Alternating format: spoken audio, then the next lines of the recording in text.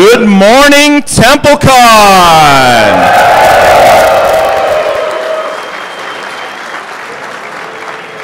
And to all those joining us over the live stream broadcast, good morning, good afternoon, good evening, and good night. We're broadcasting this all over the world. Welcome to the 2015 Privateer Press Keynote. Come on. Those dramatic pauses should be your cue to cheer. Thank you. First, I want to say thanks very much to the New England Privateers who get this thing set up and running. Let's give those guys a round of applause.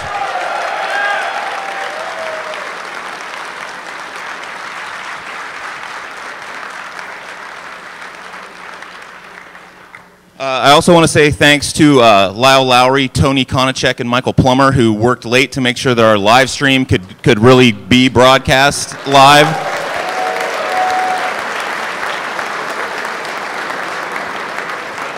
And a quick introduction. I'm Ed Burrell. I'm the creative director at Privateer Press. And I'm going to talk to you guys a little bit about some upcoming stuff before we look into the future through our crystal ball/video. As many of you probably know, at the con, we've got a number of our exclusive Privateer Press models that we release throughout the year. But for those viewing at home, we do have those available online through Sunday as well. So things like the Bombardier Bombshell, the Blighted Bather, and Thagrosh Painter of Everblight. Those can be picked up at the privateerpress.com store right now. Coming up in just a month, March 2nd, the first season of the 2015 League Path of Devastation kicks off. Who's got leagues playing in their stores? If you check with your local store. This time around, this year for Path of Devastation, you're able to customize a hero in your faction to sort of advance him as the story advances. And this year, you can also play High Command and Iron Kingdoms RPG for League points.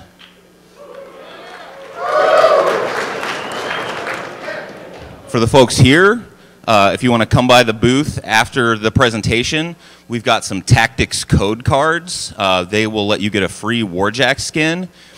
This particular Warjack skin will give your Warjack an unpainted look so that your tactics forces can match a lot of your tabletop forces.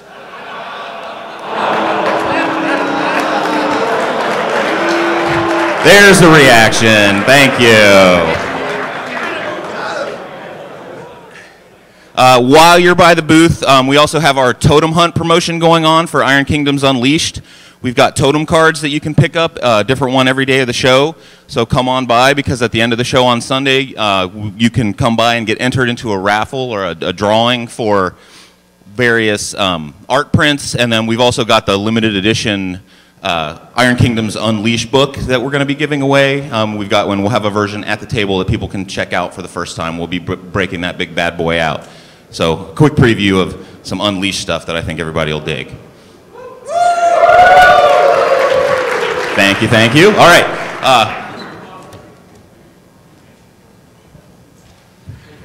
Getting some cues here.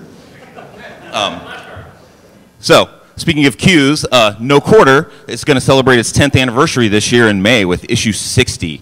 We're going to have a big blowout issue full of impressive stuff for you guys to check out. Additionally, we're going to release the Wormbane novella through Skull Island Expeditions. We're finally going to get to see the Iron Kingdoms through a Crixian perspective.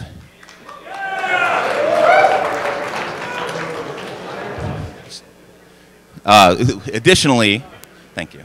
Additionally, we're going to be releasing Into the Storm in print, the Larry Correa novel.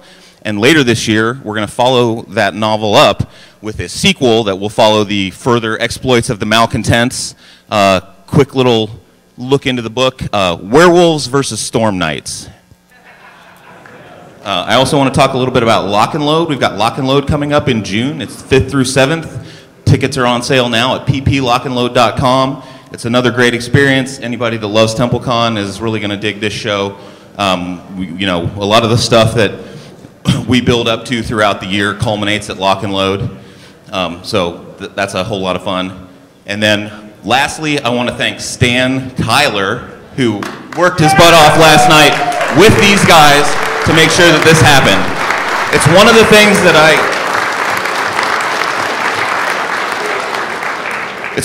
that I really love about this community is that when we get into a fix, we get tons of offers of help. You know, you guys all have your expertises, and you know, when we start looking like bumbling fools, you guys are always there to us. Thank you very much, Stan. I really appreciate the help.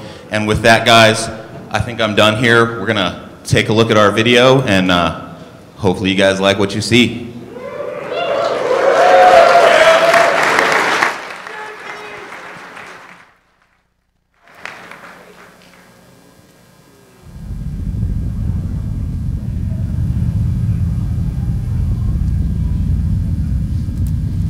In a sinister government laboratory beneath the Arctic ice, alien scientists conduct hideous experiments on humans. But one of the aliens hides a deadly secret. The rogue alien executes its plan and releases a host of genetic horrors. The United States government responds with an ancient concept. It takes monsters to kill monsters.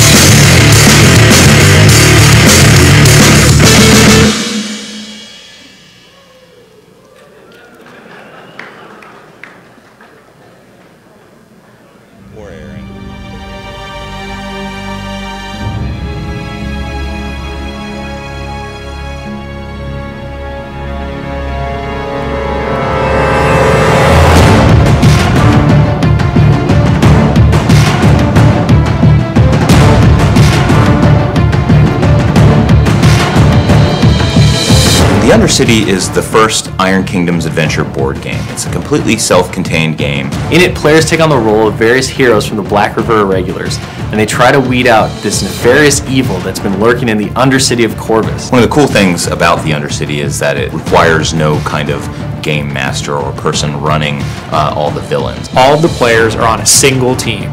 Their characters adventure together, defeating enemies, gaining experience, and developing new skills and abilities for future adventures in that campaign. There are 7 chapters in the story of the Undercity. Each chapter is a mission where players are tasked with accomplishing a certain goal while being attacked by lots of villains. The Undercity is a very action-oriented experience.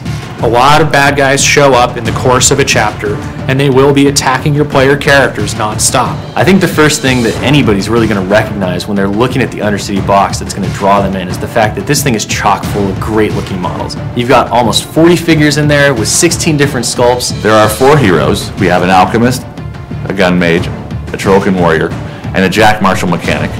That Jack Marshall mechanic is a gobber, and he runs with a light warjack. Each character begins with their character card and a deck of feat cards. The character card will give the stats as well as your starting abilities. The feat deck is a unique deck of cards to each character that gives them a host of special abilities, and they will spend them throughout the game as they play to do more heroic actions, right? Feats of heroism, feats of bravery. When you first sit down to play the game and your character is at the starting level, you still feel like a hero. And then as you experience the game, chapter by chapter, you get to make interesting choices about how you specifically want to make that hero better. That means when someone kills a villain or someone accomplishes one of the chapter goals, XP gets added to the treasury for the party. And then each player has a chance to purchase cards using XP from their specific ability deck. Once you use your experience points to buy a character ability card, that ability card sticks with your character throughout the entire run of the game from chapter to chapter. So it's a permanent upgrade to your character, which you're gonna want because every chapter gets more and more lethal. Character ability cards vary greatly. They have a broad range of costs, but they also have a very broad range of effects. This means that each character is going to advance very differently from the other characters, but it also means that an individual character can advance in very different ways. So, for example, you can make Gardex Stonebrow, who is the warrior of the group, more defensive and more tanky in terms of taking damage and blocking damage going for other players. Or you can really emphasize his melee potential and make him kind of a beatstick who wants to get in there and just murder everything around him. We were able to take the most compelling part for many people about the role-playing game experience, which is developing your character, leveling up your character, and put that into a board game in a way that is not only rewarding, but also simple and accessible to people who might never have done it before. One of the key components of designing the Undercity was to make it recognizable to the people who are familiar with our other games that take place within the Iron Kingdoms. You know, we wanted the same themes and the same feels and some similar mechanics. Most roles are still 2d6 with a stat. There's still ways that you can boost some of those rolls, and you have a very combat-focused system with heroes adventuring against their enemies. Every turn, each character has a number of options to choose from, and a number of really hard decisions to make, which is what makes it feel like it's an adventure, right? There's not always a clear path. It's all about throwing you into that dramatic action, letting you do crazy and heroic things, capturing iconic moments. My favorite things to do are to kill lots of bad guys and to make my character even cooler than he was before, gaining new abilities that I can then use in the next chapter of the game. It's absolutely chocked full of good gaming fun.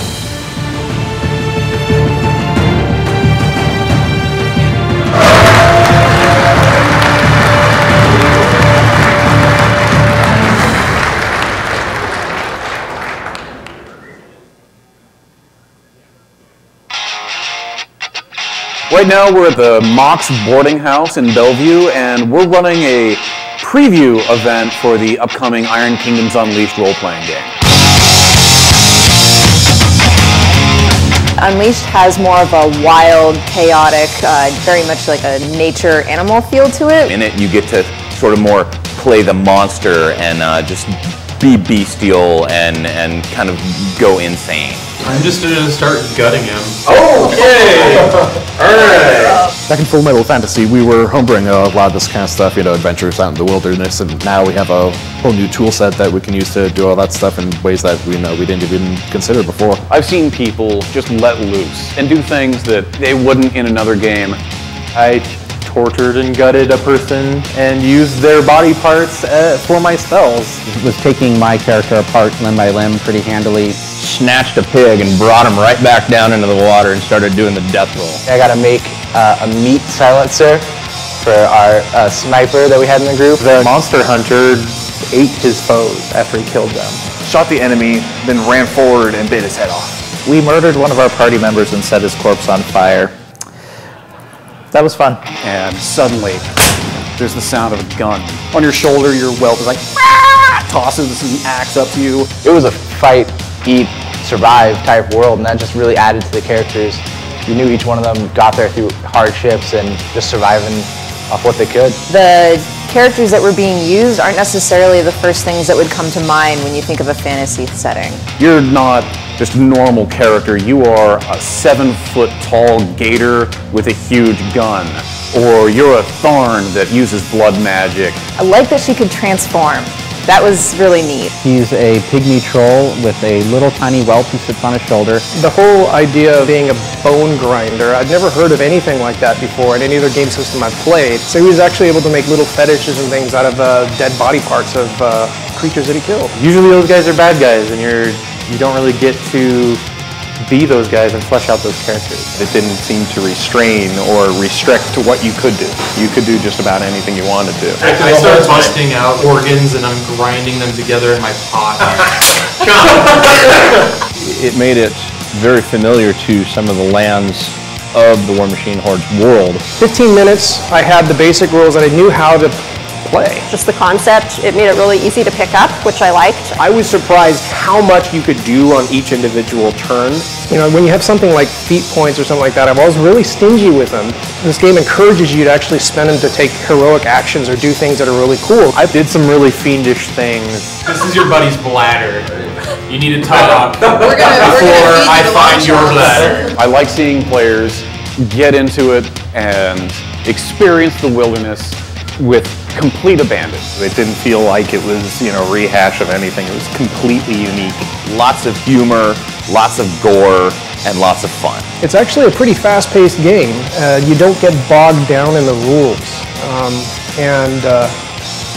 It's fun. But it's a great game, and I really enjoyed playing. I had a great time. I really recommend it. It's a cool world, it's a cool system, so I'd say definitely give it a try.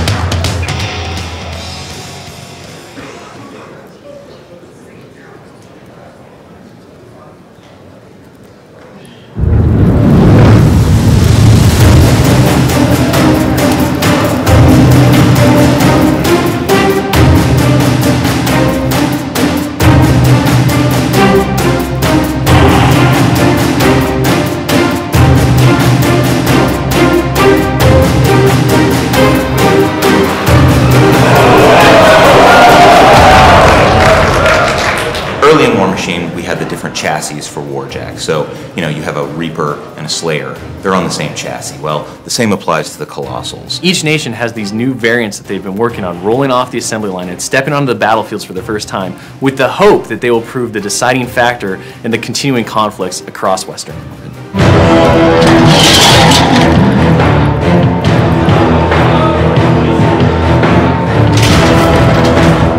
One of the interesting aspects with the Hurricane is it's intended to emphasize more storm technology, the generation of wind, of voltaic energy, and projecting that onto the battlefield rather than simply serving as a weapons platform for a variety of big guns. The lightning pod launcher and the storage bays for the lightning pods have been replaced with a new arc node as well as a turbulence generator. The primary weapon of this new Signarin Colossal is the Storm Emitter. It has one Storm Emitter in each arc, and these weapons have very high pow, but they also have the potential to push back opposing targets and hold them at a distance while the rest of your army is brought to bear.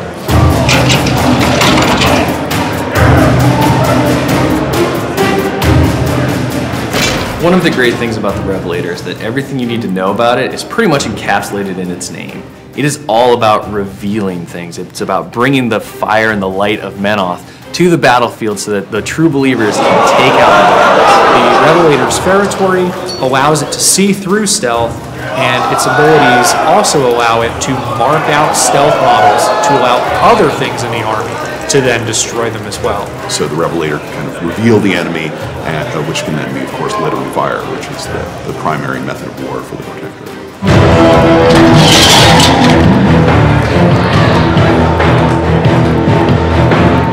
The Victor's a new Khadoran Colossal that's intended to be something of a walking siege engine. The prime focal point is just this massive gun that's really, it's the size of a juggernaut, right? It's so big. Instead of the Conquest's main guns, we now have the Siege Mortar, a large, very long range, but inaccurate weapon that has a variety of attack types. So if you want to make a 5-inch rough terrain feature, you can do that. If you want to take down the defense of enemy models hit by the template, you can do that too. And last but not least, if you want to set everything under that template on fire, you can choose that.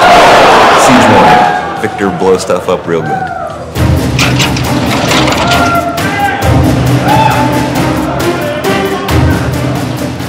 The Sepulchre is more of a walking factory, a walking necrofactorium, where it can create thralls basically on the battlefield in the middle of the action. These enemy bodies can then be transformed into more Mechanothralls or even Brute Thralls to enhance the Crixian army and take down their enemies. Basically, it enables Crix to kind of be regenerating its own army as it's fighting. So that's sort of a very different role than kind of the snatch and grab nature of the Kraken.